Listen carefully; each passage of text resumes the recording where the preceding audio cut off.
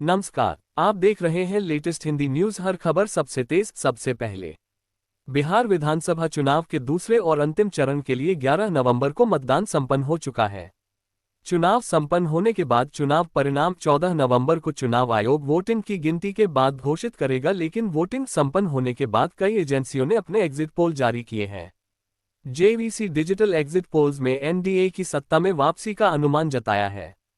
वहीं अधिकांश exit poll में एनडीए बहुमत के आंकड़े से आगे निकलता दिखाया है और महागठबंधन की करारी हार का अनुमान लगाया गया है।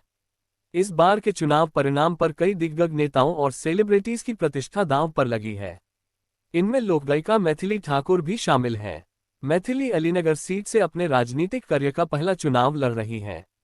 एग्जिट पोल के अनुसार मैथिली ठाकुर अपना पहला चुनाव जीत रही हैं या हार रही। जानिए क्या कहते हैं एग्जिट पोल की भविष्यवाणी।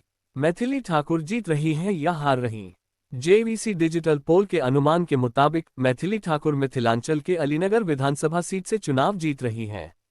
याद रहे, बिहार की अलीनगर सीट पर मैथिली ठाकुर का मुकाबला महागठबंधन के विनोद मिश्र और जन सुराज के विप्लव झा से है। मिथिलांचल में कितनी सीट जीत रही एनडीए। मिथिलांचल की कुल 42 सीटों में से एनडीए को 31-32 सीटें मिल सकती हैं, जबकि महागठबंधन को 10-11 सीटों पर संतोष करना पड़ सकता है। बिहार में किसकी बन रही सरकार। विभिन्न एजेंसियों के पोल ऑफ पोल्स के अनुसार एनडीए को कुल 154 सीटें मिलने की संभावना है। वहीं महागठबंधन 84 सीटों पर सिमटता दिख रहा है, जबकि अन्य दलों को 5 सीटें मिल सकती हैं। यह आंकड़ा एनडीए के लिए स्पष्ट बहुमत की ओर इशारा करता है। अगर वीडियो पसंद आए तो लाइक, शेयर और सब्सक्राइब जरूर करें। धन्यवाद।